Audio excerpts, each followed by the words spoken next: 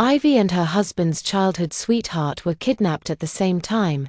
That night, the moans in the warehouse lasted until dawn. A month later, they both discovered they were pregnant. To protect the childhood sweetheart's reputation, Lucas didn't hesitate to step forward, claiming the child was his. Meanwhile, Ivy's child was labeled as the bastard left behind by the kidnapper's assault. She smashed everything she could get her hands on, breaking down as she demanded, "Why? You know perfectly well this child was conceived before the kidnapping. The kidnappers never laid a finger on me." His eyes filled with pain and guilt. Please bear with it. Quinn has been pampered since childhood. Gossip and rumors, she can't handle it." She stared at him blankly, then suddenly laughed. A laugh so bitter it brought tears to her eyes. "Then, am I supposed to handle it?" In that moment, she suddenly felt so exhausted to the point of not wanting to love him anymore. In the law firm, Ivy signed all the documents and, looking at the blank space for the husband's signature, asked the lawyer, "Can I sign his name for him?" The lawyer hesitated, adjusting his glasses. "Unless we have his personal consent." After a moment of silence, she dialed Lucas's number, only to hear Quinn's coquettish voice on the other end. "Lucas, brother, I want to eat the desserts from that shop in the west of the city." Ivy's heart ached, but she still managed to maintain her composure. "There's something I'd like to discuss with you, soon." Lucas's deep voice came through. "What is it?" I'm very busy right now. You can decide anything." She asked again. "Anything. I can make decisions for you." He smiled gently and said in a tender tone, "Of course, after so many years of marriage.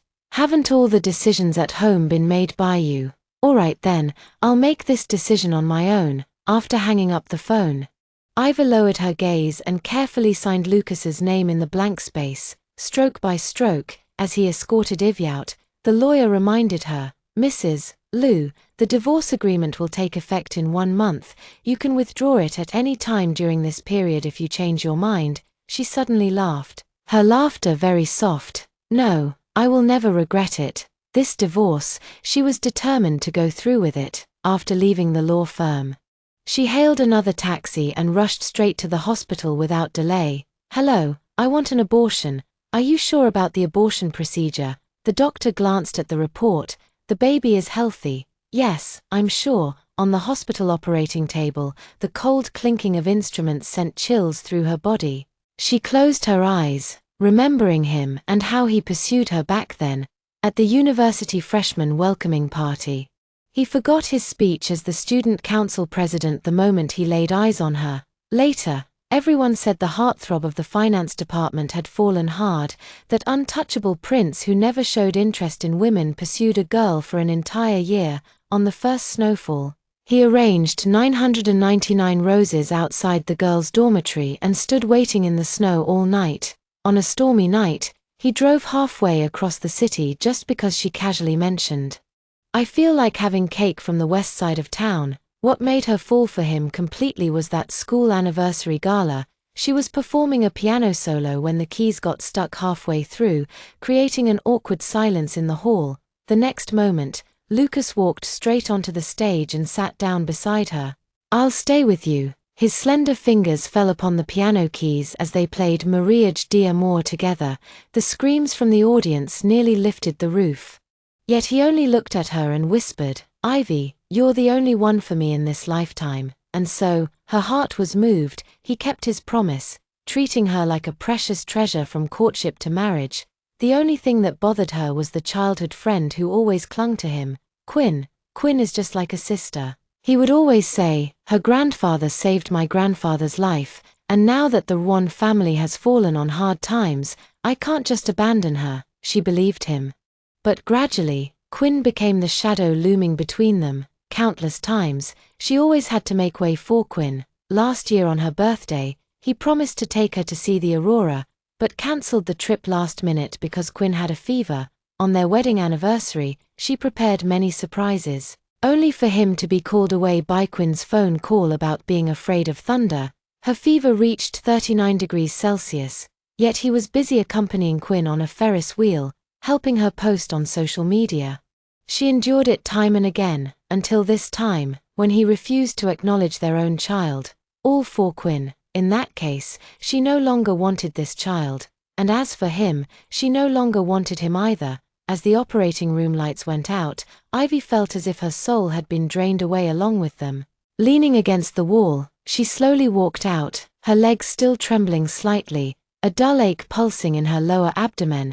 When she reached the corner and saw the scene not far away, she felt as if she had plunged into an icy abyss, her blood freezing in her veins. On the bench, Lucas was kneeling on one knee, pressing his ear against Quinn's slightly rounded belly. "The baby kicked me." Quinn smiled with crescent eyes. "Lucas, they say the more a baby kicks in the mother's belly, the smarter they are." Lucas gently stroked Quinn's belly, his voice dripping with tenderness. "I just hope the child is safe and sound." Ivy clenched the medical record in her hand with deadly force. The paper made a strained sound in her palm. Just like her shattered heart at this moment, she should have rushed forward to confront him, to ask if he knew that while he was eagerly awaiting the birth of someone else's child, their own flesh and blood was being torn apart and sucked out by cold, clinical instruments. To ask if he remembered how, upon learning of her pregnancy, he had once held her and spun her around in the same ecstatic joy. But Ivy did nothing. She just stood there quietly, watching the perfect couple in the sunlight. All the anger, resentment, and unwillingness eventually turned into deep exhaustion. She turned to leave. Lucas's voice suddenly rang out behind her. "Are ye?" His voice carried a hint of surprise. "What are you doing at the hospital?" Ivy gave a sarcastic smile and was about to speak up, intending to say she came to the hospital for an abortion, when Quinn quickly walked over and affectionately took her arm. "Sister Wei is also pregnant. Of course she's here for a prenatal checkup." She smiled sweetly, then turned to Ivy with a guilty expression. "I'm sorry, Sister Wei, for monopolizing Lucas' brother, but after what I've been through, my mental state is already fragile. If others found out the child in my belly belongs to those kidnappers, I'd truly break down." Her eyes reddened as she spoke.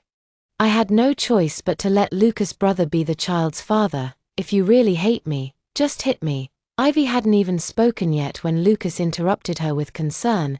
"Don't talk nonsense. I've already talked to Wei Yi. Gossip is just temporary. She's very understanding and won't mind." Ivy closed her eyes. "Yes, I'm very understanding. So understanding that I'm about to divorce him and let her have him, allowing their family of 3 to truly reunite. Yes, I don't mind." Ivy followed his words calmly. Quinn finally smiled through tears. "That's good, otherwise I'd feel guilty to death." Then she linked arms with her. "Since we've run into each other, why not grab a meal together?" Ivy wanted to refuse, but having just undergone surgery, she felt completely drained and could only be half dragged along. In the restaurant, Quinn kept causing trouble. "Lucas, this smell is awful. I feel a bit nauseous. I want something sour, but this is too spicy."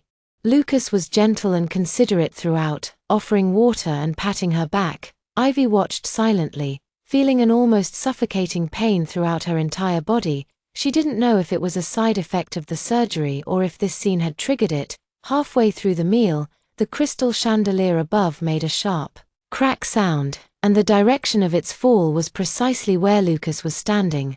"Lucas, watch out!" Quinn let out a scream and lunged toward Lucas. The chandelier crashed onto her back, sending glass shards flying in all directions. "Quinn!" Lucas's expression changed abruptly, his voice carrying an unexpected tremor. "As long as you're okay." She leaned weakly into Lucas's arms, extending her blood-stained hand. "Back then, my grandfather saved your grandfather, and now I've saved you. It's come full circle. I won't let anything happen to you. I swear I won't let anything happen to you."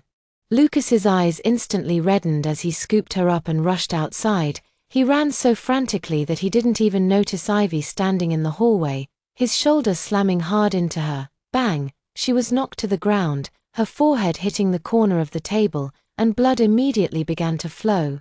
Yet she felt no pain, only staring blankly at Lucas's retreating figure. In a daze, she remembered the day they confirmed their relationship. Lucas was so overjoyed that his eyes turned red. He held her in his arms, repeating over and over, "I, from now on, in any crowd, I'll only ever see you." Looking back now, How ridiculous it was. Ivy wiped her face with her hand, only to realize she had laughed until tears streamed down, leaning against the wall. She slowly stood up and staggered alone toward the hospital with heavy steps. After getting her wound bandaged, she was about to leave when she bumped into Lucas at the operating room door. The nurse rushed out anxiously. "Mr. Liu. The patient is hemorrhaging heavily and has Rh-negative blood, a rare blood type. Is there any family member available to donate blood?" Lucas's face instantly turned pale, until he looked around and saw Ivy. His eyes immediately lit up as he quickly approached, grabbing her wrist. "Are ye? I remember you're Rh-negative, right? Quinn got injured saving me.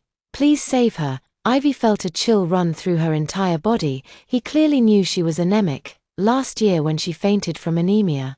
He nearly tore the hospital apart in his panic, yet now, he wanted her, anemic as she was, to save another woman. "Just a little blood," Lucas urged impatiently, tightening his grip. "She can't wait any longer." Without waiting for Ivy's response, he forcefully pushed her into the blood donation room.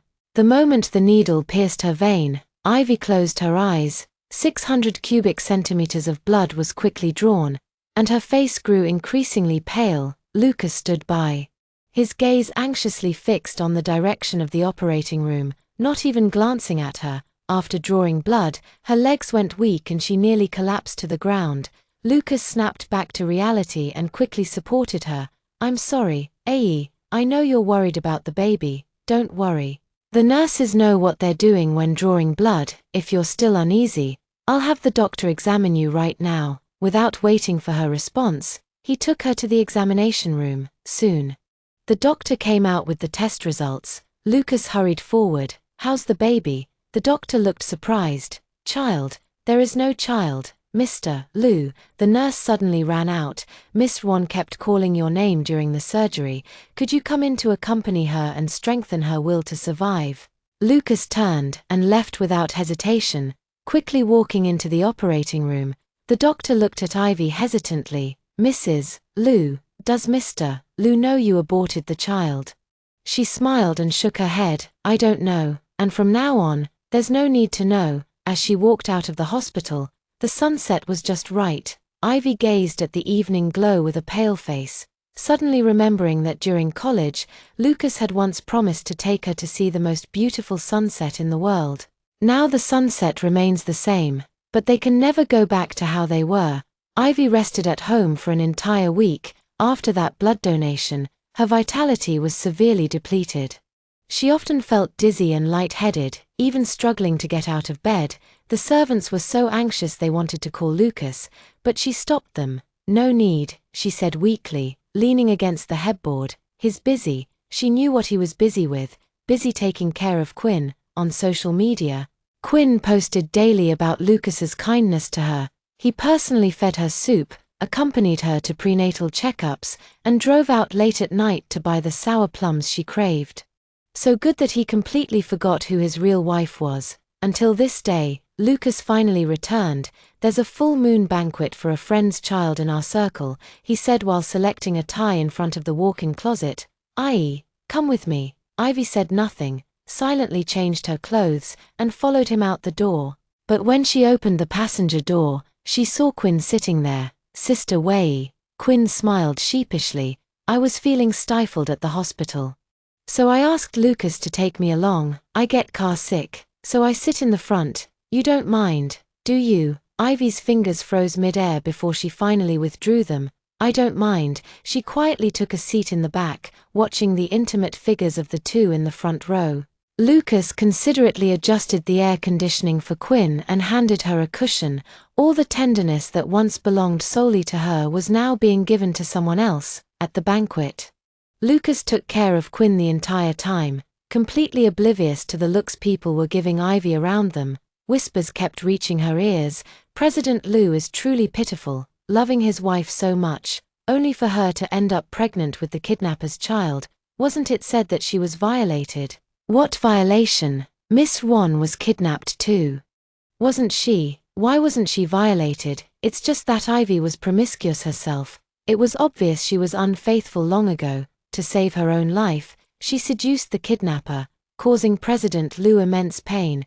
It was only when he got drunk that he ended up spending a passionate night with Miss Ron, resulting in her pregnancy. Ivy looked deathly pale, her nails digging deep into her palms. She never expected the rumors to have spread so wildly, nor that she would be cast in such an unsavory role in this story. She turned to leave, only to be blocked by a group of socialites. "Where are you going, Mrs. Lou? The party has just begun. Come play with us, Tilda." They called it playing, but someone spilled red wine on her dress, others accidentally shoved her, and in the end, someone even pushed her straight into the pool. Splash! The icy pool water swallowed her instantly, the sting of water rushing into her nostrils making her struggle instinctively, her fingers desperately clawing at the pool's edge to climb out. Just as she was about to reach the pool's edge, a hand with bright red nails pressed down on the top of her head. "Help me, please." "Save what? No one will come to save you. Do you know how many socialites in the circle would give anything to have Lucas? He loves you so much, values you more than his own life, and yet you treat him like this. You're so shameless. You deserve to die here." Water flooded her nostrils, the suffocation making her vision go dark, but what suffocated her even more were these people's words. "She's promiscuous, she's despicable, Lucas loves her with his life." A joke, what a colossal joke. "What are you doing?" A loud shout came, and the pressure holding her suddenly vanished. In her blurred vision, Ivy saw Lucas rushing over like a madman. She suddenly wanted to laugh. Why was he panicking? Wasn't this his masterpiece? Lucas pulled her out of the water and lashed out at the crowd. "Are you out of your minds? How dare you lay a hand on my wife, Mr. Lou? We just couldn't stand seeing her betray you." "Enough." Lucas didn't explain the truth, only saying coldly, "Even if the child in AYI's belly belongs to the kidnapper, I'll only ever love her. That will never change in this lifetime." Amidst the chorus of sighs praising Mr. Lou's undying devotion, he carried the drenched Ivy away from the scene. In the lounge, Lucas brought a dry towel to wipe her hair. I know you've been wronged, and it's my fault," he said gently. "I promise something like today won't happen again. Just bear with it a little longer. Once Quinn gives birth to the child, I'll send her abroad, then we can live like we used to." "Okay, no, can't go back to the past, and there's no future either." Ivy was utterly exhausted. "I'm going back." Lucas was taken aback. "The banquet isn't over yet. It wouldn't be good for us to leave together. I'll have the driver take you back first, and I'll come back to accompany you later." "Okay, would it be bad to leave together? Or is he not comfortable leaving Quinn alone here?" She let out a laugh, too exhausted to expose the truth, and got up to leave. After returning to the villa, Ivy immediately started packing her belongings. One by one, she erased every trace of herself left in this home. I don't know how long she had been organizing, but as soon as she closed the last box, the front door suddenly opened. Lucas stood at the doorway, staring in shock at the luggage scattered all over the floor, his heart skipping a beat. "Aye, what are you doing packing your things out of the blue? Where are you going?" Caught packing her luggage, Ivy didn't show the slightest panic. She calmly folded the clothes in her hands and said indifferently, "I can't wear these anymore after getting pregnant, so I'm planning to donate them." Lucas's tense expression finally relaxed. He secretly mocked himself for overthinking. IE loves him so much, how could she possibly leave? Moreover, even if she wanted to leave, he wouldn't allow it. Nor would he sign the divorce papers. "Buy all new ones." He handed over a black card, his tone indulgent. "Buy as much as you want." Ivy gave a soft hum as she took it, but quickly withdrew her hand the moment their fingers touched, as if she had touched something filthy. Lucas didn't notice her unusual reaction. After hesitating for a moment, he added, "Quinn has been suffering from severe morning sickness these days and needs someone by her side. I plan to stay with her for a few days." He paused, as if suddenly remembering something. "I noticed you haven't had any pregnancy symptoms these days, so please try to understand her situation, okay?" Ivy's fingertips trembled slightly. The reason she didn't have morning sickness was because the baby had been gone for a long time. She tugged at the corner of her lips but ultimately said nothing. In the following days, Ivy could almost daily see in the news Lucas's doting on Quinn. Lou Corporation's CEO spends a fortune for his beauty, Lucas buys sour plums for Quinn late at night. This is what love should truly look like. In the comments section, netizens dragged her out for repeated public shaming. Ivy. That bitch, how does she still have the face to live? I heard the kidnappers had their way with her all night. So disgusting. Poor President Lou, having to wear the cuckold's horns while pretending to be magnanimous. Every comment felt like a knife stabbing into her heart. Ivy turned off her phone and told herself, it will all be over soon. After packing all her luggage, she arranged farewell meetings with a few close girlfriends. All my close friends knew the inside story. And as soon as we met, their eyes reddened with anger, filled with righteous indignation. Lucas pursued you so famously back then, yet now he treats you like this. Exactly. What does he mean by just endure the gossip for a while? Doesn't he know that sometimes rumors can kill? Ivy just smiled and shook her head. Forget it, it'll all be over soon. Only then did everyone feel relieved, holding her hand with heartfelt sympathy. Yes, our dear AE is so wonderful, she deserves the best. Lucas got her but didn't cherish her. He deserves to lose his love forever. The farewell dinner was filled with melancholy. After the meal, everyone hugged her one by one. After seeing off her girlfriends one by one, Ivy finally left the restaurant. Just as she was about to get into the car, suddenly, two figures rushed out from the crowd and knelt before her with a thud. Miss Cheng, we beg you, please let Quinn and Lucas be together. Mr. Ryan and Mrs. Ryan knelt on the ground, kowtowing frantically. She has loved Lucas since childhood, but knowing his heart belonged only to you, she could only silently watch over him. But now it was you who betrayed Lucas first and broke his heart, while Quinn is carrying his child. Please let their family of three be together. Ivy turned deathly pale. She tried to leave, but Mrs. Ryan clung desperately to the hem of her skirt. The crowd of onlookers grew larger, and some began pointing fingers. Is that the Mrs. Lou who seduced the kidnapper? How shameless, still daring to show your face outside. Smack, an egg hit Ivy's shoulder, the yolk dripping down her white dress. Then came more and more rotten tomatoes, unfinished milk tea, even stones, all hurled at her. Ivy wanted to leave, but Mrs. Ryan clung desperately to the hem of her skirt. She struggled hard, and suddenly Mr. and Mrs. Wan fell backward on their own, their foreheads accidentally hitting the curb, immediately causing blood to gush out. The crowd of onlookers erupted in an uproar, screaming in shock, "Murder! Ivy committed murder!" As the crowd of onlookers grew larger, people started throwing various objects at her.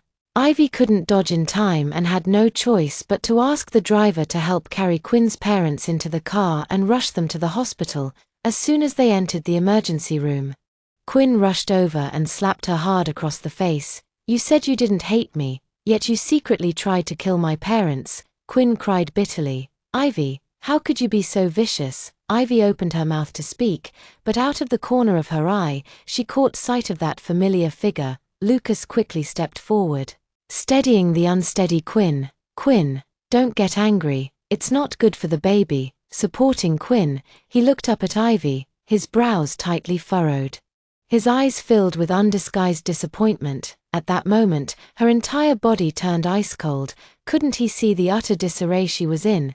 He actually doesn't believe her either. "I.e., you've really let me." Before the word disappointed could be spoken, Ivy suddenly laughed. She laughed until her whole body trembled, laughed until tears streamed into the wound at the corner of her mouth. He didn't even want to hear a single explanation before sentencing her to death. "Yes, I'm vicious. I'm promiscuous, I'm wicked, I'm utterly unforgivable and deserve to die." She suddenly raised her voice, the sound echoing through the hallway. "Is this enough for you?" Lucas was visibly stunned, a flicker of panic flashing in his eyes. Lucas." Quinn suddenly collapsed limply into his arms. I feel dizzy." Lucas instinctively caught her, and when he looked up again, all he saw was Ivy's resolute retreating figure. She walked swiftly, the hem of her white coat tracing an arc in the air, like a butterfly with broken wings. Lucas suddenly felt a pang of panic in his heart. Just as he was about to chase after her, the Quinn in his arms let out another painful moan. "Don't go." Quinn weakly grabbed his collar. "The baby, our baby." Ivy heard the commotion behind her, but she didn't turn around. As the elevator doors closed, she finally allowed herself to slide down to the floor, burying her face in her palms. When the heart dies, even tears fall silently. After returning home, Ivy buried herself under the covers. That night, she had a long dream. In the dream, it was all Lucas loving her as he once did, under the cherry blossom tree on the university campus. Lucas held her hand and said, "It has to be you in this lifetime." At their wedding, his eyes reddened as he trembled while slipping the ring onto her finger. When they found out she was pregnant, he joyfully spun her around the living room 3 times. But in the blink of an eye, the scene shifted to him protecting Quinn. He drank on her behalf, bought medicine for her, and declared in front of everyone, "The child in Quinn's belly is mine." Bang! A loud noise startled Ivy awake. She opened her eyes to find the sky outside had darkened. From downstairs came the sound of chaotic footsteps and Quinn's coquettish commands, "Move this sofa to the sunroom. I want to sunbathe Tilda. I don't trust this potted plant. Get it out of here quickly. We need to change these curtains. Switch them to my favorite blue color." Ivy dragged her exhausted body out of the room, just in time to see Lucas carrying Quinn's pillow up the stairs. Their eyes met, and he visibly stiffened for a moment. "Quinn's parents were hospitalized because of your injury," he explained stiffly. "They weren't comfortable with Quinn living alone, so I had her move in until the baby is born." Ivy listened quietly, her face expressionless. She didn't even glance at Lucas, her empty gaze passing through him as if he were an insignificant stranger. This is what it feels like when the pain reaches its peak, numb, hollow. Even anger felt too exhausting to muster. She turned to leave, but heard Lucas suddenly call out, "Aye." His voice carried a trace of hesitation she recognized. The same tone he used after every argument, when he wanted to apologize but couldn't swallow his pride. "Lucas." Quinn's saccharine voice chimed in right on cue, "The baby's kicking again. Come feel it, Tilda." Lucas's steps hesitated as he wanted to approach. Ivy heard him sigh softly, followed by the sound of footsteps fading away. She knew what he was thinking. Anyway, things will be better after the baby is born. For now, just go along with Quinn, just like every time before. He always said this, "Hold on a little longer, it'll be over soon, once this is behind us." But this time, Ivy didn't want to wait anymore. In the days that followed, Ivy lived like an invisible person in her own home. She watched Lucas come up with new ways every day to cheer up Quinn, saw him personally brew herbal medicine for Quinn to stabilize her pregnancy, witnessed him cancel company meetings just to make Quinn smile. One day, Quinn took advantage of Lucas's absence and arrogantly blocked her way to flaunt. "So what if you're married to Lucas? He promised me. This child will not only bear his surname but will also be the sole heir of the Liu family. As for the one in your belly, it's just a bastard." Ivy was heading downstairs to get water. Hearing this, she didn't even glance at her and simply turned to leave. This attitude completely infuriated Quinn. "Ivy, you're already in such a sorry state, yet still putting on airs." She suddenly rushed forward and pushed Ivy. Ivy was caught off guard and fell backward. The world spun violently as she heard the dull thud of the back of her head hitting the stair railing. And then darkness swallowed everything. When she woke again, she was in the hospital once more. Lucas stood by the bed, his first words a sharp accusation. Hurting Quinn's parents was bad enough, but why push her down the stairs? "Didn't you know she's pregnant?" Each word cut into her heart like a knife. Ivy suddenly laughed, trembling uncontrollably. "Lucas," she asked hoarsely, "do I look like a fool to you? What, if I wanted to harm her?" She slowly propped herself up. "Why am I the one lying in the hospital now? Because you got scared after pushing her and staged this accident by falling down the stairs yourself." Lucas's eyes were filled with disappointment. "Ivy, I understand you less and less. You already agreed to let Quinn move in. Why resort to such dirty tactics?" He turned and walked toward the door. "I won't come to see you again. Reflect on yourself." With that, he turned and left, the hospital room door slamming shut behind him. Ivy slowly opened her eyes, staring at the ceiling as tears silently streamed down. She took a slight breath, only able to repeat the same words to herself over and over. Soon, it will all be over. The day she was discharged from the hospital happened to be the last day of the divorce cooling-off period. Ivy went straight to the Civil Affairs office and obtained that dark red divorce certificate. Back home, she started packing her belongings, ready to leave this place for good. Just as she was dragging the suitcase downstairs, Lucas suddenly returned. "What are you doing?" He frowned at the suitcase in her hand. "Going to donate things right after being discharged from the hospital." He thought she was going to donate those luxury items he had once given her again. Ivy didn't explain. Lucas took a few steps closer, pulling out a gold-embossed invitation from his suit pocket. "Quinn is kind-hearted and doesn't hold grudges over past matters. It's her birthday today. Prepare a generous gift and come with me." Ivy was about to refuse when Lucas's phone rang. Quinn's sweet voice came through. "Lucas, brother, why aren't you here yet? Everyone's waiting for you." "Be right there," Lucas replied softly, then turned to Ivy and said, "It's getting late, I'll go ahead. Since you still need to donate things, finish up and come over later. Don't forget the gift." With that, he turned and left. Ivy watched his retreating figure and suddenly smiled. She would send a grand gift, a gift that no one would ever forget. She placed the divorce certificate and the miscarriage proof into a gift box and called for a courier. "Deliver it to this address," she said calmly, "and make sure it's opened in public." After the courier left, Ivy dragged her suitcase and walked out of the villa she once thought she would live in for the rest of her life without looking back. Outside, the sunlight was just right. She took a deep breath and stepped forward into her new life. Everyone knew Lucas liked Quinn, but they never imagined he could dote on her to this extent. It was just a small birthday party, yet Lucas not only invited the international star Quinn adored to perform for her, but even celebrities from all walks of life attended. The banquet hall was extravagantly decorated beyond measure. Crystal diamonds filled every corner. Even the roses airlifted from France were studded with diamonds. At the climax of the banquet, Quinn slowly descended the stairs in a custom-made blue gown. The unique tailoring of the dress not only concealed her pregnant belly but also accentuated her figure, drawing everyone's attention the moment she appeared. Quinn curled her lips smugly and took the hand Lucas offered. Just as she was about to step off the last stair, a figure in yellow suddenly burst into the banquet hall.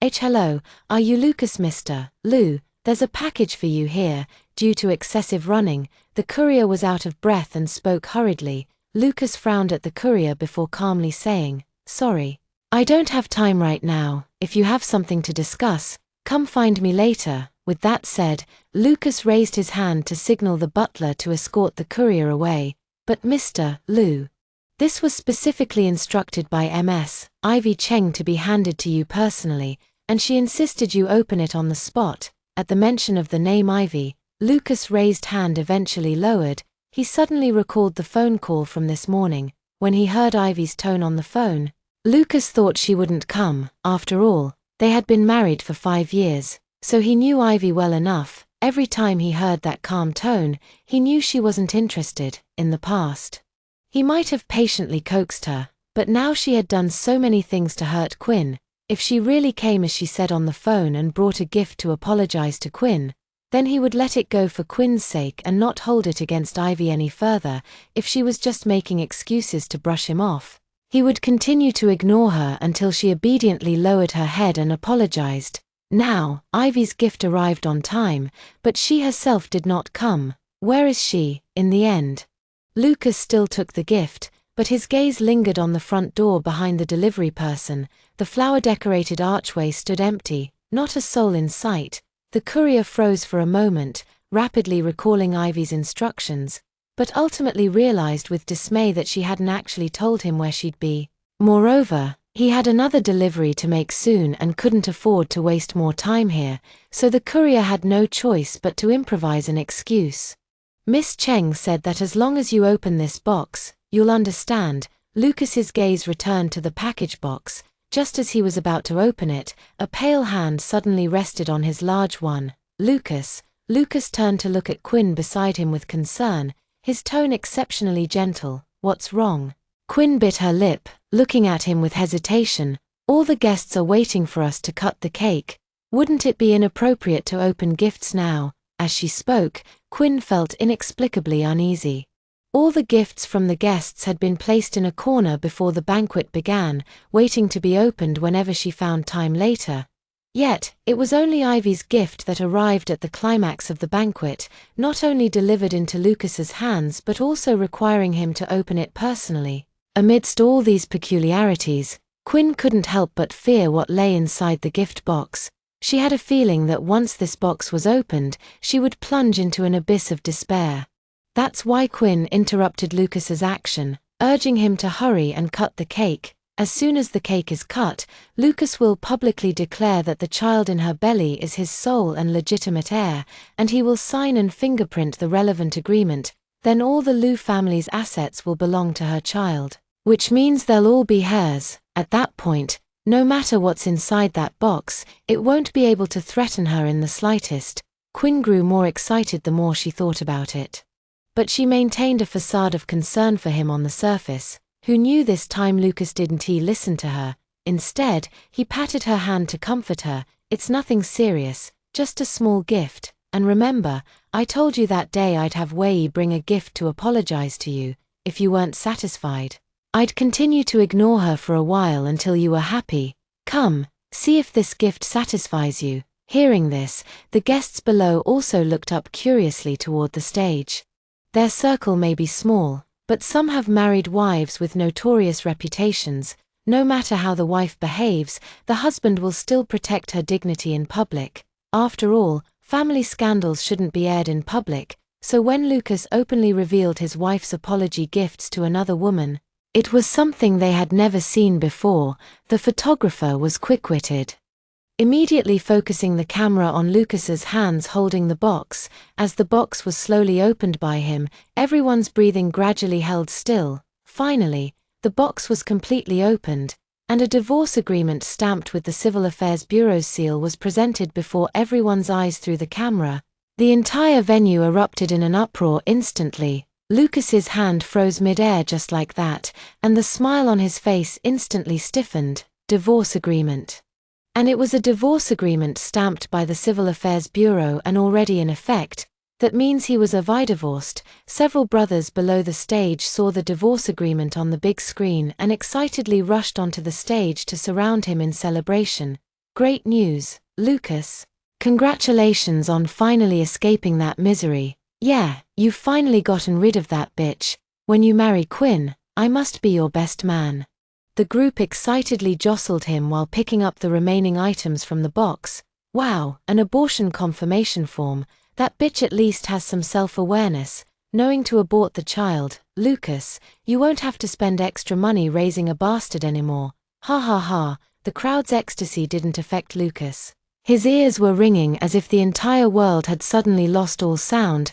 The words abortion felt like an invisible hand gripping his heart tightly, the pain making his breathing grow rapid. What, abortion? His voice trembled, barely audible even to himself, who had an abortion. He repeated once more, thinking he was overwhelmed with emotion. Everyone quickly handed him the abortion confirmation form signed by Ivy. Ivy, Lucas. You better take a good look at this. Now you're finally completely free. Congratulations. The crowd was still cheering excitedly, but Lucas could no longer hear them clearly. His vision blurred, and everything before him seemed to spin. Abortion. Ivy had an abortion. Did she not want their child? Why, this was a child they had longed for, after 5 years of suffering to conceive, and him joining her in praying and doing good deeds to finally have. Why did she abort their child? No, impossible. Absolutely impossible, Lucas muttered to himself, his voice barely audible. His mind kept flashing back to Ivy's smiling eyes as she gently caressed her belly. She was clearly so looking forward to the arrival of the child. How could she have been so heartless as to abort it? Lucas's unusual behavior didn't attract attention from those around him. Everyone just thought he was overly excited. Finally, someone picked up the voice recorder placed at the very bottom of the box and pressed the play button. Pressing it was like opening Pandora's box. Everything spiraled out of control. This voice recorder would actually be more accurately called a projector. The person holding this pen happened to point the camera at the large screen. After a flash of static, an image gradually appeared before everyone's eyes. Perhaps because it was secretly recorded, the footage was slightly shaky. Soon, the camera slowly zoomed into the room. As the camera zoomed in, two entwined figures gradually came into view before everyone. The last familiar face appeared before everyone's eyes. It was none other than the hostess of the evening's banquet, Quinn. Yet the man embracing and kissing her had a strange and lecherous face. Like a bolt from the blue, the entire room was stunned. Dozens of invited journalists, sensing the scent of a breaking story, frantically pointed their cameras at the large screen and began clicking their shutters like mad. My God! I thought today was just an ordinary birthday party. Who knew we'd stumble upon such juicy gossip? I have a feeling this is going to go viral for sure. Stop talking and keep shooting. Who knows how long this will last? The crowd on stage, who had been ecstatic moments ago, now stiffened their bodies, casting awkward glances at the host and hostess of the banquet, but Lucas and Quinn also froze in place. One was caught off guard, while the other was paralyzed by overwhelming fear. Meanwhile, the video continued to play on the screen. The room remained silent until Quinn was kissed breathless.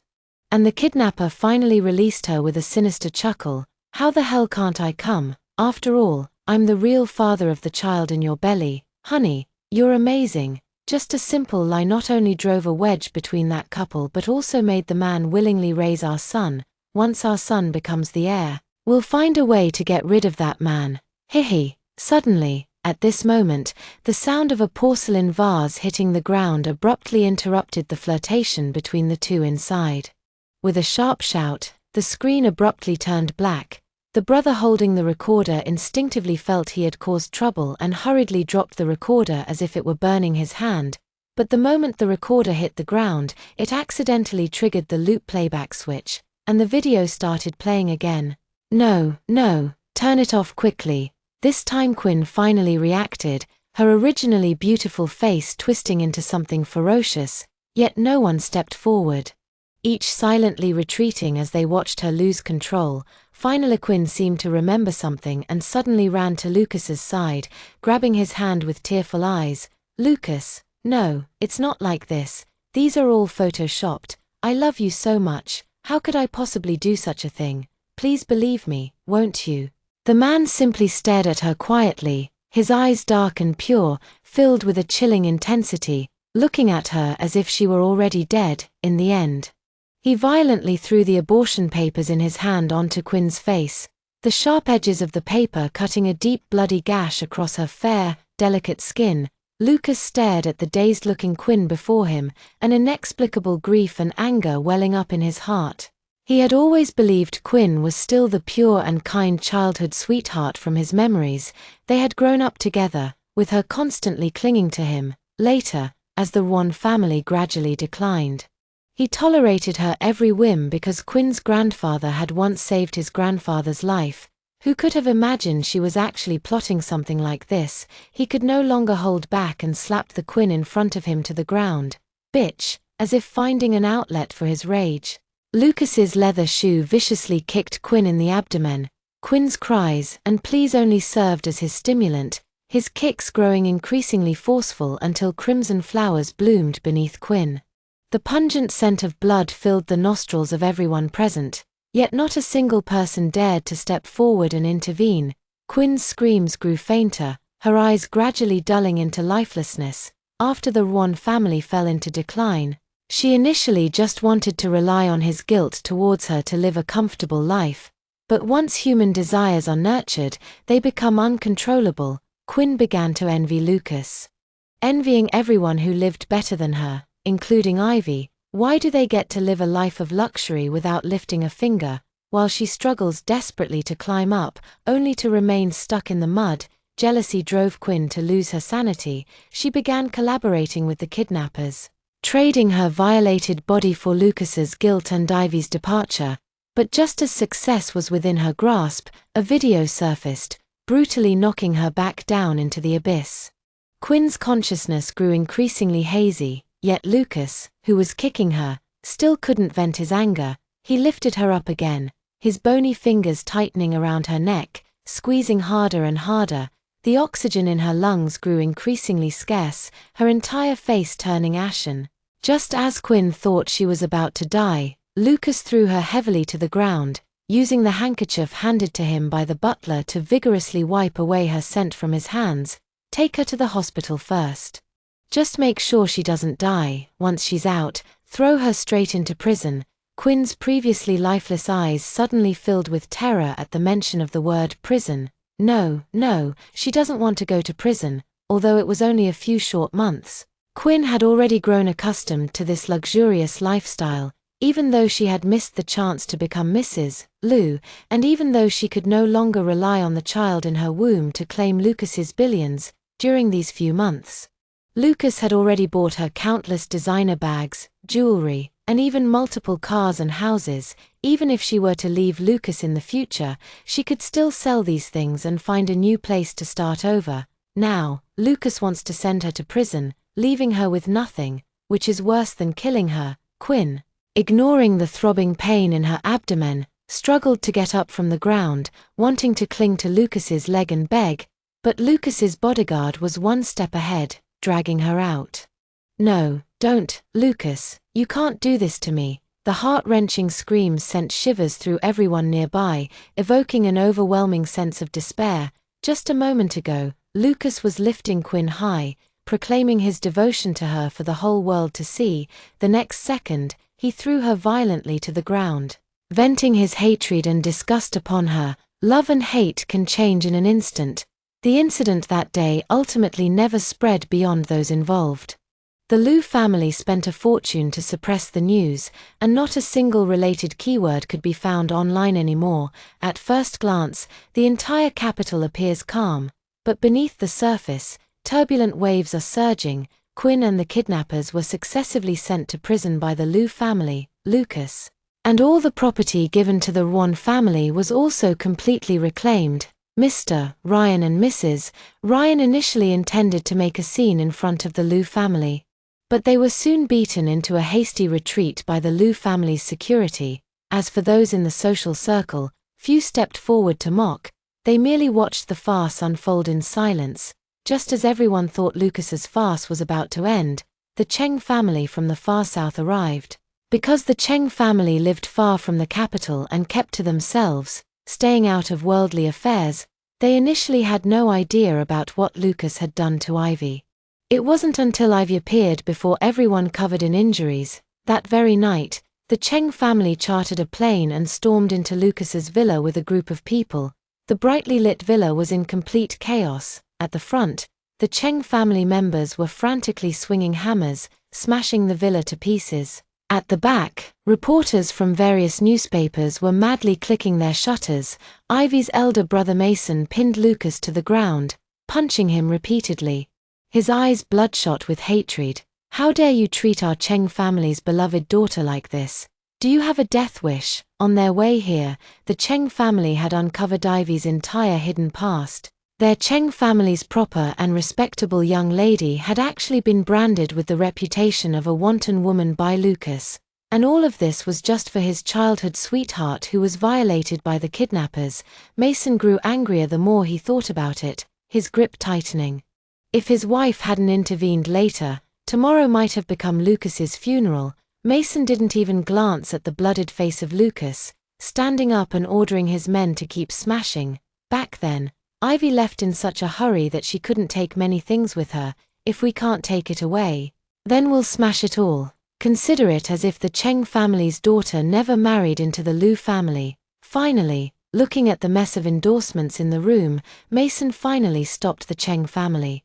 He coldly watched the barely alive Lucas lying on the ground and spoke word by word. From now on, our Cheng family, our Wei, will have nothing to do with you. If you dare to come looking for her again, the only outcome will be death. These resolute words struck like a bolt from the blue, leaving Lucas's mind completely blank. No, absolutely not. He absolutely cannot lose her. Lucas desperately struggled to get up from the ground, only to collapse heavily back onto his knees the next moment due to the injury on his leg. His eyes were filled with pain and pleading. Everything in the past was beyond my control. I can explain it to A.E. Please give me a chance to explain everything to her. Hardship. Mason laughed bitterly at Lucas's words. What kind of hardship could you possibly have? If you're so fond of playing father to someone else's bastard child, wasn't my sister divorcing you the perfect outcome? What explanation do you need now? Don't tell me you can't bear the current infamy and want to drag my sister back as your shield. Lucas kept shaking his head, his throat seemingly blocked by bitter herbs, too overwhelmed to utter a single word. No, it's not like this. He wanted to tell Ivy that he had been deceived by Quinn before, which was why he thought she was pitiful and mistakenly believed her child was his. He thought that once Quinn's child was born, he would take the child under his wing to raise. While giving Quinn money and sending her abroad, he would also seize the opportunity to hold a press conference to clarify the truth of the past and restore the rightful name for his and Ivy's child. But before Lucas could do any of that, Ivy aborted the child, divorced him, and left him for good. Lucas couldn't understand. Ivy had loved him so much, and he had told her to just endure a little longer until everything was over, after which they could live happily together. Why couldn't she wait? Beside them, Mason's wife couldn't help but sneer. Cheating is cheating. What's there to explain? Lucas, you did everything short of sleeping with Quinn. You claimed another man's child as your own while calling your own child a bastard. You flaunted your affair in public but let your wife bear the shame.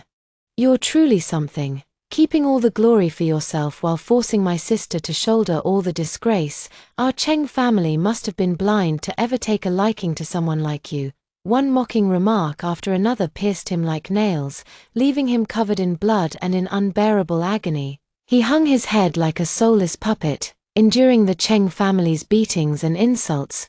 Mason's wife also grew tired of speaking.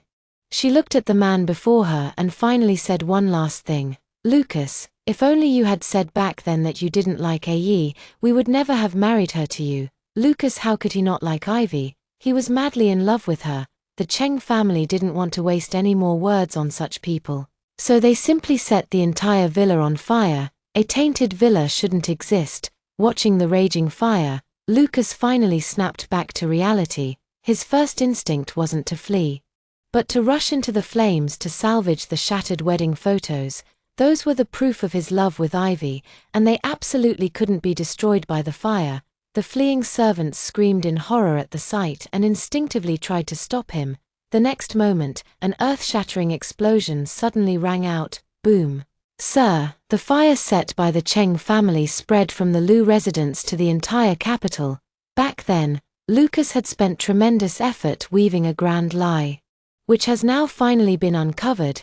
The truth buried deep in darkness has once again risen to the surface. Only then did everyone realize that Quinn and the kidnapper were actually a couple, and the child in her womb also belonged to the kidnapper. Meanwhile, the child in Ivy's womb was truly Lucas's biological offspring. People finally understood they had been fooled by Lucas, and they had directed their insults at the wrong person. But compared to the outrage when Lucas initially claimed the child in Ivy's womb was illegitimate, everyone has now fallen silent. Online news, fan communities, and comments about Lucas and Quinn's sweet moments were all deleted, and advertisements featuring the two were taken down across the city. Those who had once hurled insults at Ivy retracted their words and flocked to the Cheng family's social media accounts to apologize, but the Chengs chose to disable the comments section. And the most vicious critics of Ivy were all sent to prison by them. Moreover, all those in the capital's elite circles who had bullied Ivy were thoroughly warned and dealt with. The spoiled young heirs turned pale one after another as they watched their family company's stocks plummet repeatedly. When they first learned that the Lu family's villa had been burned and Lucas had been beaten, they knew they would face consequences too. But they never expected that their actions toward Ivy, though not as extreme as what they did to Lucas, would still warrant such severe punishment. Overnight, the capital city underwent a dramatic change. Once loyal to the Lu family, a group of wealthy elites quickly distanced themselves, and some shareholders of the Lu Corporation, sensing trouble, chose to withdraw their investments. In an instant, the century-old Lu family was pushed to the brink of collapse. Lucas was overwhelmed with worry. Despite not fully recovering, he spent his days sleeping at the company, called each shareholder who had once been associated with the Lu family, pleading with them to return. but they all refused. Lucas dared to let his wife of 5 years bear the blame for a childhood sweetheart. Sooner or later, he would betray them too. On this day, Lucas was finally struck between the eyes by the bullet he had fired long ago. He once naively believed that all the lies he told could be taken back. But now those lies have flowed into the sea like a river. The massive waves they formed were dragging him into the abyss. Lucas's tragic state was not mentioned to Ivy by the Cheng family, nor did they even bring him up in front of her. They only casually mentioned to her on the day they returned to Haicheng that everything had been resolved and he would no longer come looking for her. Ivy didn't pay much attention either, as she now had her own matters to attend to. The Cheng family, much like the Liu family, was a prominent clan with even more intricate interpersonal dynamics among its members. Although Ivy's divorce was never openly discussed in front of everyone, the Cheng family's eldest aunt, who had always looked down on Ivy's branch of the family, seized every opportunity to mock her. One moment she would say Ivy was second-hand goods that nobody wanted. The next she'd claim a divorced woman staying at home would negatively influence the marriage prospects of her younger siblings. Furious, Mrs. Parker immediately slapped Aunt Cheng across the face, scolding her to keep quiet if she couldn't speak properly. Old Master Cheng was present at the scene. He said nothing, only giving Ivy a deep, meaningful look. But Ivy still understood Old Master Cheng's unspoken message. Old Master Cheng was inherently stubborn, believing that family harmony and prosperity could only be achieved when all children were married. Now that she was divorced, Old Master Cheng was undoubtedly displeased. Sure enough, within 2 days, the Cheng family received a call from the old mansion's butler, whose words were all about urging Ivy to go on a blind date. This infuriated Mr. Parker, who immediately slammed the phone down. Don't even think about it. After saying this, Mr. Parker turned to comfort his youngest daughter. Our family isn't short of money. You can live at home until you're old. No problem. Don't listen to those people from the old mansion. To be honest, Mr. Parker has been putting up with the people from the old family residence for many years. If not for the deeply intertwined interests between them, they would have long since branched out on their own. Even though they still maintain some connection with the old residence nowadays, apart from holidays and festivals, they rarely visit the old family home. They certainly don't take Old Master Cheng's words to heart. That's right, Ae, don't pay attention to what others say, just focus on living your own life well. Ivy felt warmth in her heart as she looked at her doting parents. While she had hidden her past to spare them worry, they had silently supported her in ways she couldn't see. After resting at home for a month, Ivy picked up the career she had left behind. She began painting again at the studio. Ivy was naturally intelligent and exceptionally gifted in art. Before she turned 15, one of her paintings had already fetched hundreds of millions at auction. But later, to be the perfect Mrs. Liu, she had to put down her paintbrush.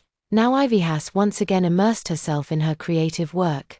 Perhaps because she is too engrossed in her art, she remains unaware of how messy it is outside the studio. The studio is located on the 3rd floor of the Cheng family villa, facing the back garden. Whenever Ivy feels particularly exhausted, she steps out onto the balcony, sits on the rocking chair, and enjoys some snacks while admiring the flowers in the garden. As peaceful as it is up here, the main hall downstairs is just as lively. The Cheng family members stayed with Ivy for a while before returning to their respective jobs, so all household matters were left for the butler to decide. Frowning at the pile of gifts before him, the butler asked, "Did he send these again?" The servant spoke with evident difficulty. "After you said last time not to allow any gifts from him, we stopped accepting them. But who knew he would send gifts under someone else's name? Since that person has business dealings with our Cheng family, it was hard to refuse. But don't worry, sir, we didn't disturb the young lady with any of this." The butler sighed and said, "Just throw them all away. And by the way, let the people around know not to help him deliver anything in the future." At a certain corner outside the Cheng family villa, on Chengyin Road, a very understated luxury car was parked. In the dark interior of the car, the assistant spoke with a troubled expression to the man in the back seat. "Sir, the gifts we sent through someone else have been thrown out again." The Lucas in the back seat finally opened his eyes. his deep tone betraying no emotion. "Continue." The assistant opened his mouth but ultimately said nothing. Back when the Lu Corporation was on the brink of collapse, it was Lucas's father, who had been abroad, who rushed back to take charge of the situation. Because the shareholders and the public were extremely dissatisfied with Lucas, his father took the opportunity to remove Lucas from the center of power. Now he has nothing left except for Lu Corporation's stocks. But Lucas didn't care and flew straight to Haicheng to find Ivy. Since Ivy had deactivated all her contact methods, Lucas, unable to reach her by phone, had no choice but to drive to the Cheng family villa every day and wait outside.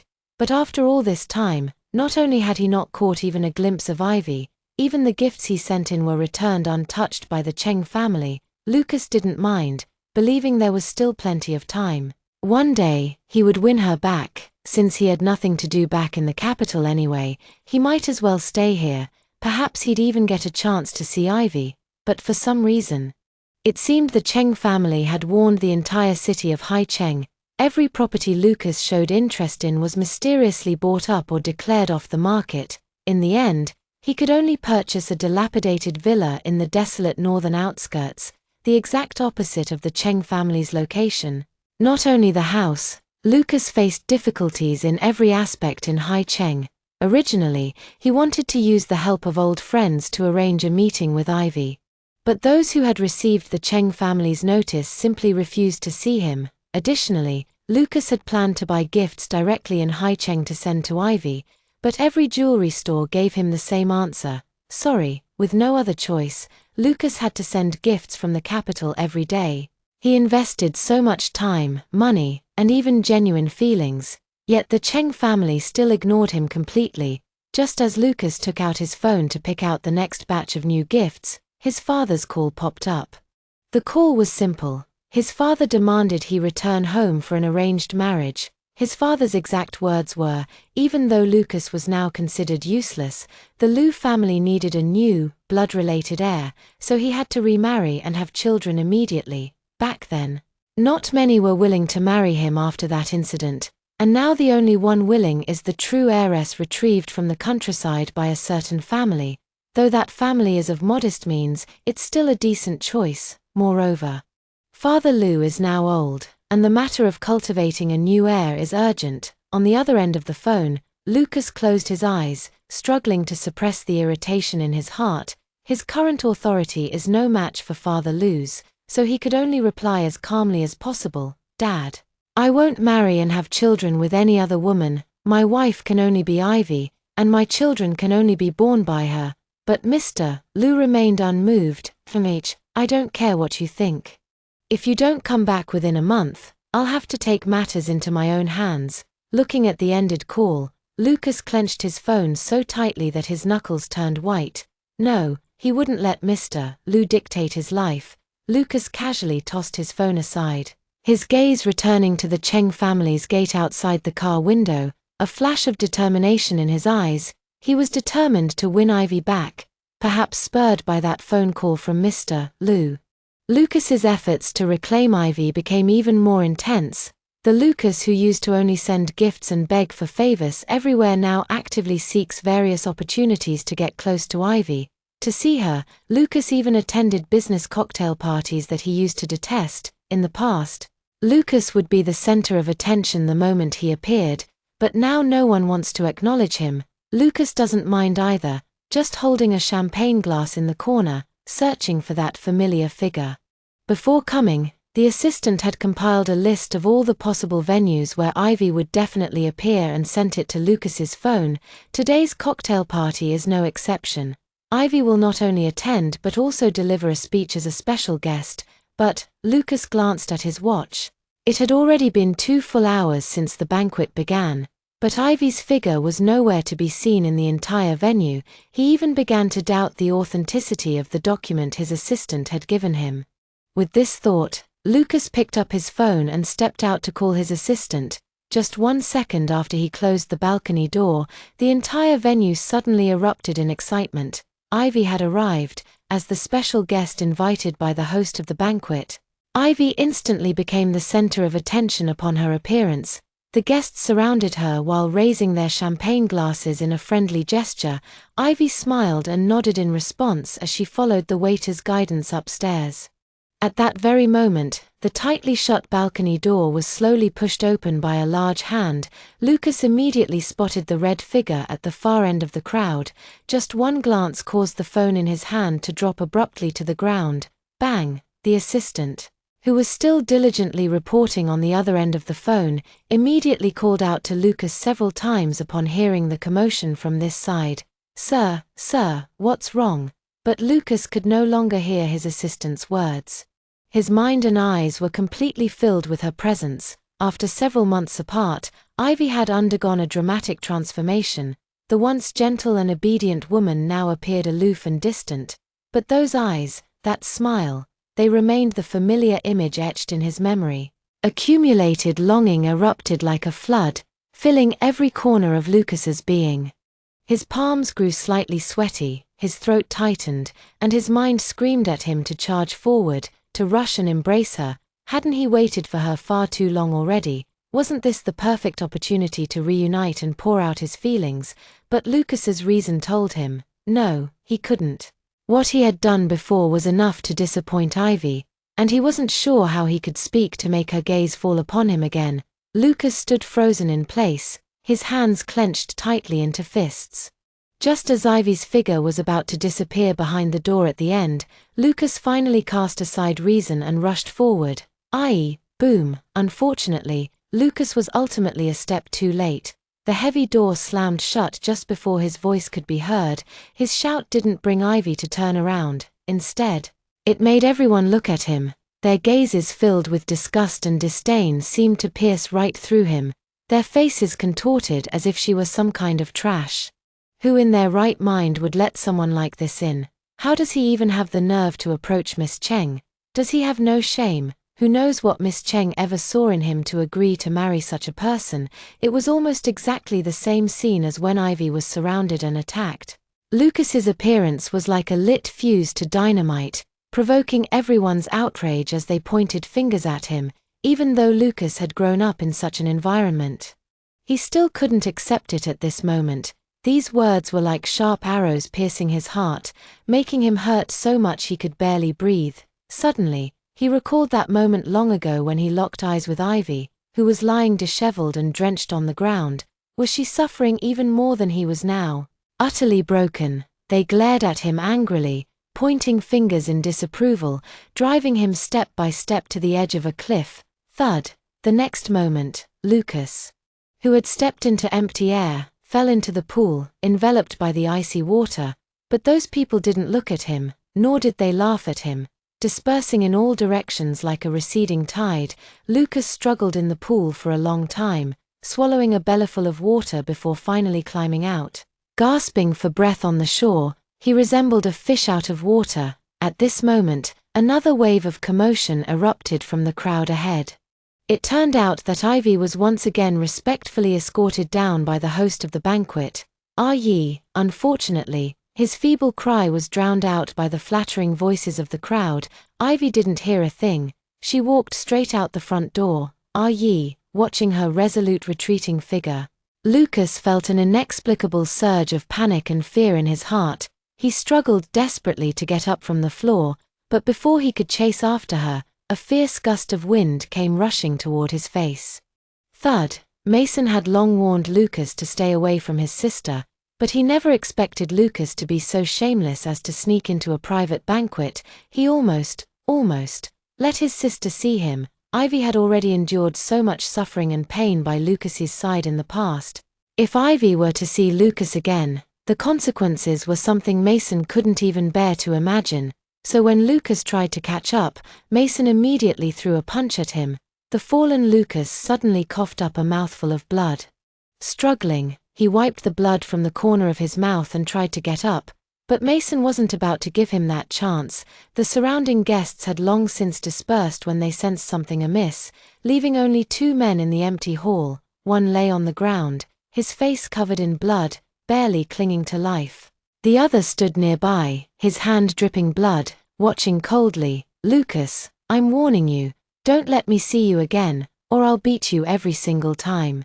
It wasn't until Mason had been gone for a long time that Lucas on the ground finally reacted, letting out a bitter laugh, to make him not see Ivy. Impossible, he couldn't do it at all. In the Cheng family's car, Ivy had been playing on her phone for quite a while before she finally saw her brother walking towards them.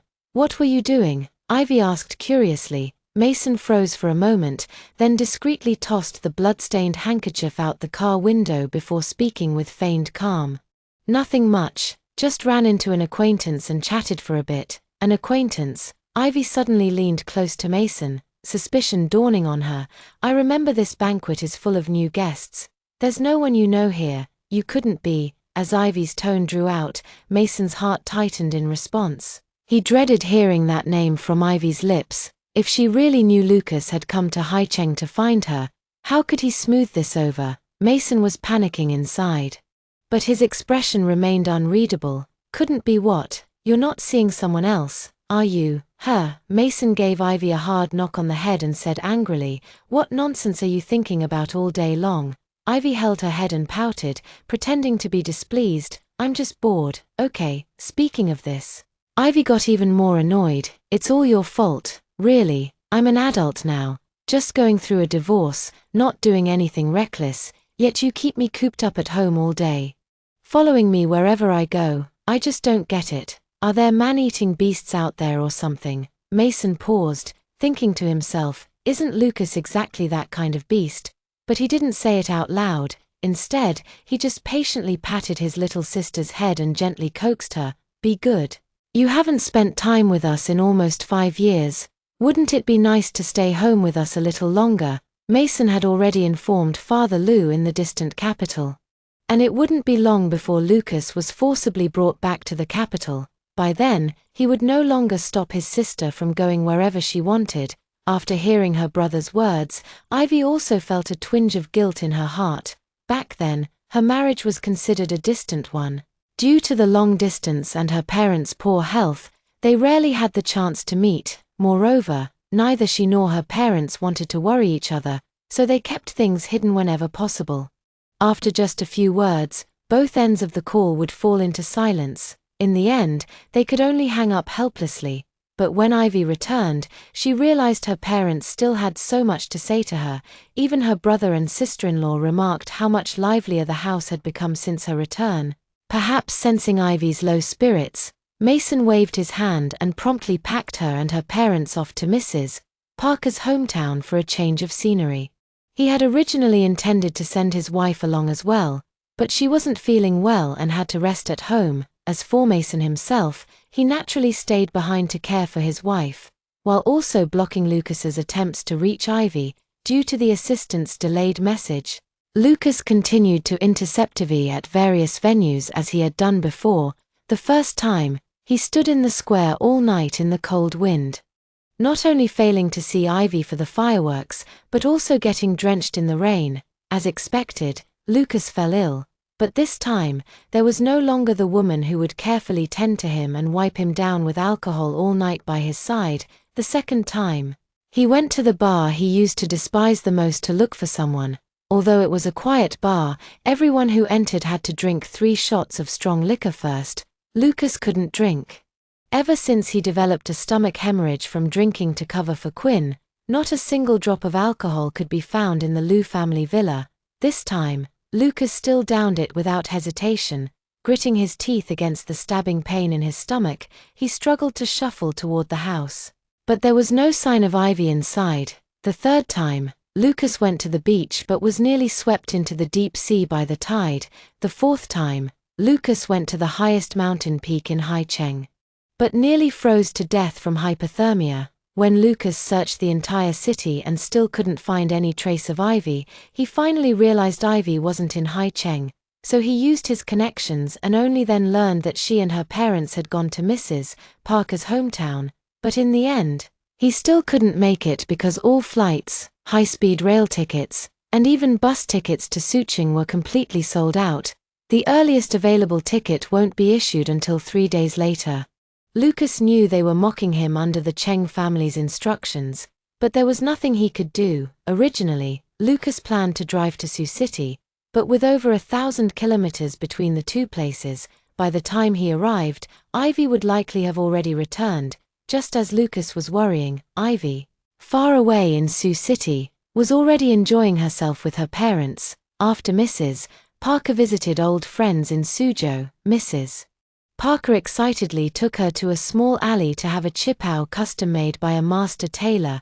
Looking at the newly made chipow, Ivy originally wanted to try it on back home, but Mrs. Parker pushed her straight into the fitting room, saying any adjustments needed could be made right there.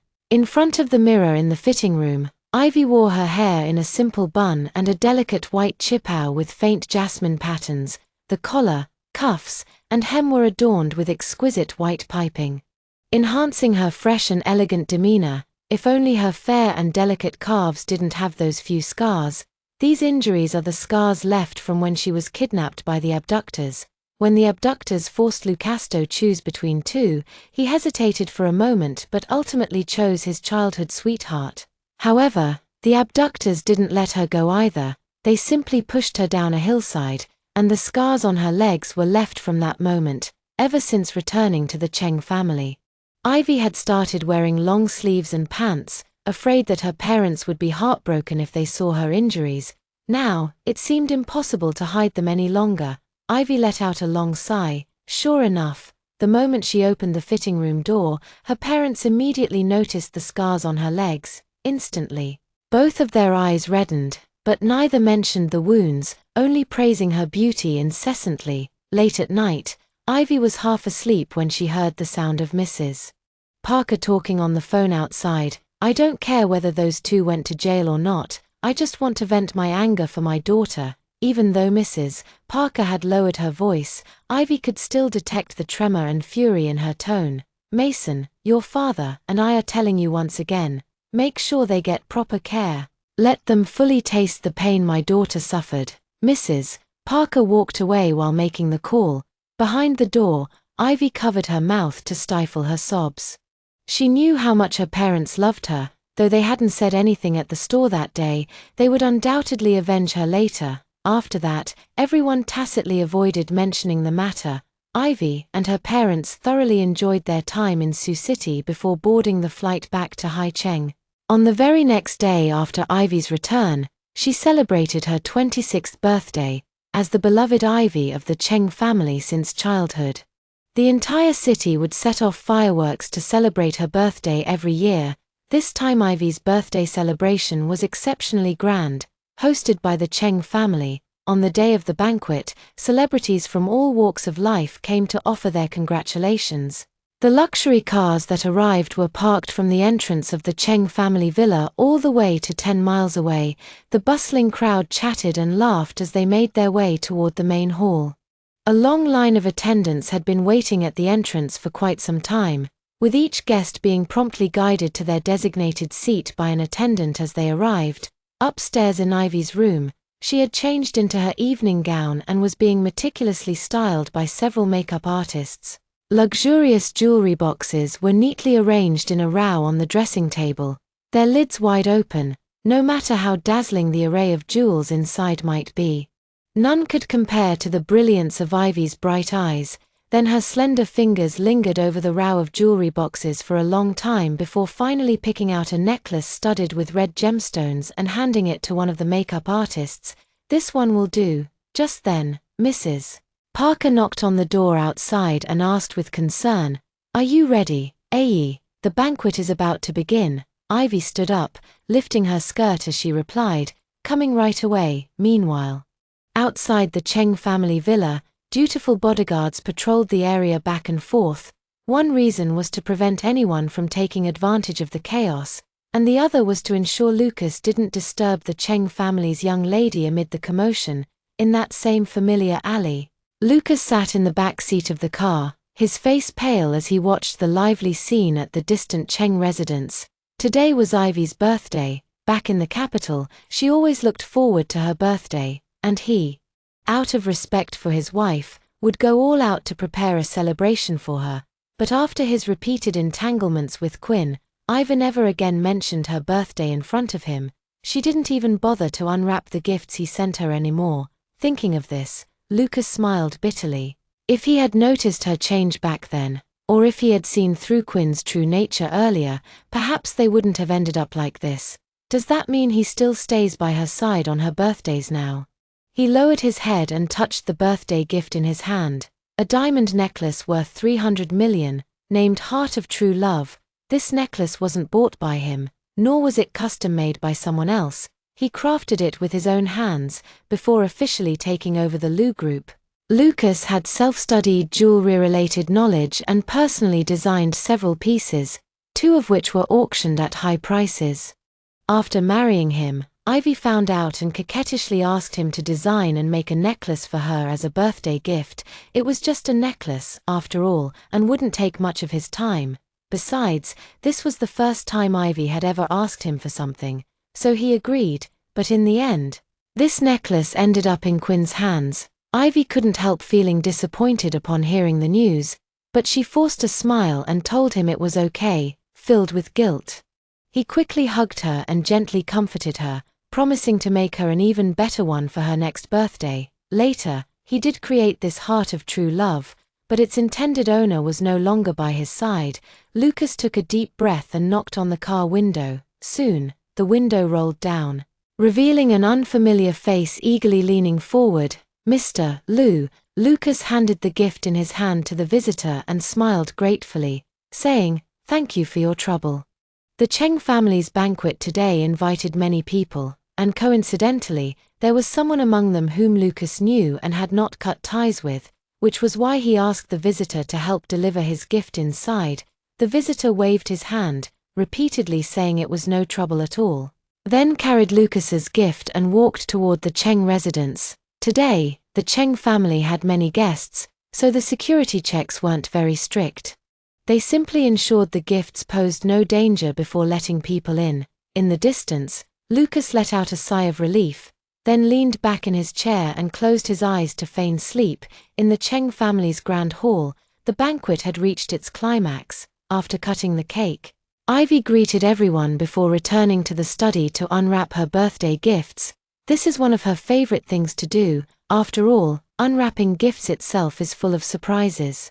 She opened the gifts from the guests one by one, placing the ones she particularly liked on the table beside her. Finally, she came to Lucas's gift. Actually, Ivy noticed this exceptionally special gift from the very beginning. The gifts from other guests were exquisitely packaged, each accompanied by a handwritten congratulatory card. Only this particular gift stood out. Not only was there no card, but even its packaging was remarkably inconspicuous, precisely because it was so ordinary. Ivy spotted it at a glance. The moment she opened it, Ivy held her breath. She never expected such an exquisite gift inside an ordinary-looking box. She stood frozen for a long moment before slowly picking up the necklace from the box. The familiar craftsmanship instantly reminded her of that person. In an instant, Ivy understood one thing: why the Cheng family had advised her to go out less, because Lucas was always waiting for her outside. They were afraid she might suffer secondary harm because of Lucas. They also worried she might repeat past mistakes for Lucas. Presumably, shortly after she returned to Hai Cheng, Lucas came chasing after her. It's just that the Cheng family had been stopping him and keeping it from her. Ivy let out a light laugh. Though her voice carried a hint of bitterness, her relationship with Lucas had been counting down ever since the day he decided to acknowledge Quinn's child. Once their divorce agreement took effect, they would be completely severed from each other. No matter what he did now, she would never return to how things were between them before. She slowly stood up, holding the necklace as she walked toward the balcony. Her gaze swept from the front yard of the villa to the distant gate, then followed the wide asphalt road before finally settling on the black car faintly hidden beneath the distant Chengyin tree. She knew Lucas was inside. Just then, a voice sounded behind her.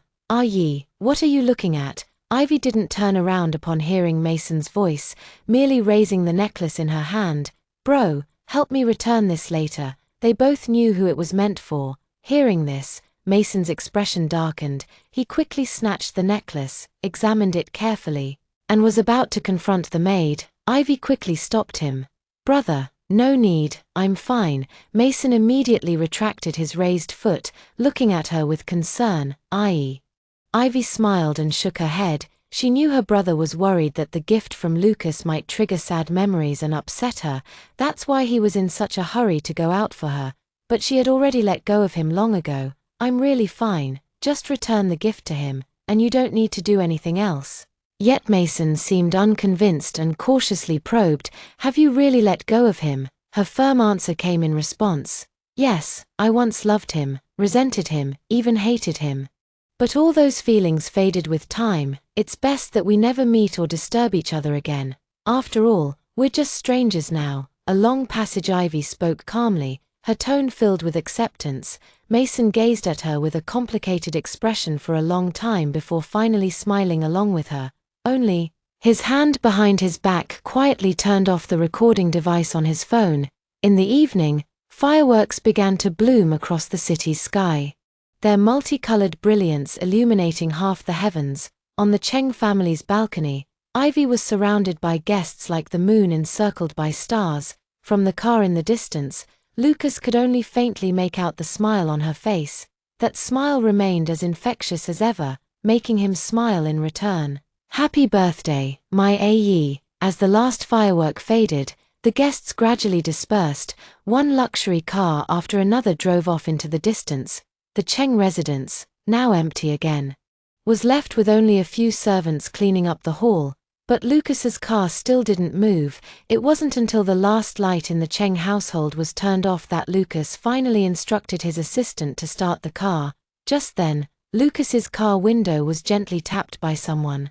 The person was the Cheng family's butler. Seeing Lucas roll down the car window and look at him, the Cheng family's butler presented the gift he had sent that morning. Not a single word was exchanged as they simply gazed at each other in silence. In the end, it was Lucas who conceded first, reaching out to accept the gift, though his trembling hands somewhat betrayed his slightly flustered state of mind. After the birthday banquet, Ivy immediately began preparing for her first art exhibition post-divorce without delay. Originally, Ivy was still worried about whether her art exhibition could proceed smoothly. Because it had been almost 5 years since her last exhibition, and countless newcomers were emerging like bamboo shoots after rain each year, with outstanding works beyond count, perhaps no one had the energy left to pay attention to this old-timer who had been absent for 5 years. Yet, Ivy sold out all the pre-sale tickets in just 3 seconds on the day they went on sale. Ivy stared at the empty ticket website for a long time before suddenly letting out an excited scream. Her family members beside her also burst into tears of joy and hugged her tightly. As Ivy's first art exhibition in 5 years, many people came to see it that day. For the first time, the usually uncrowded southern part of the city experienced a traffic jam. This still couldn't dampen everyone's enthusiasm. Lucas naturally came as well.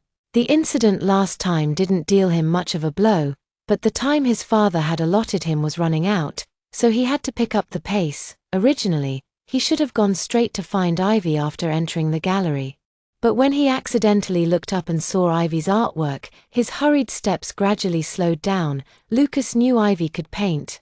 Many paintings in their home were her own creations, though those were part of the dowry she brought with her before marriage. After marriage, to be a good Mrs. Liu, she never picked up a paintbrush again. They say that if you don't touch a brush for a long time, inspiration dries up. Clearly, Ivy is the counterexample, unconsciously.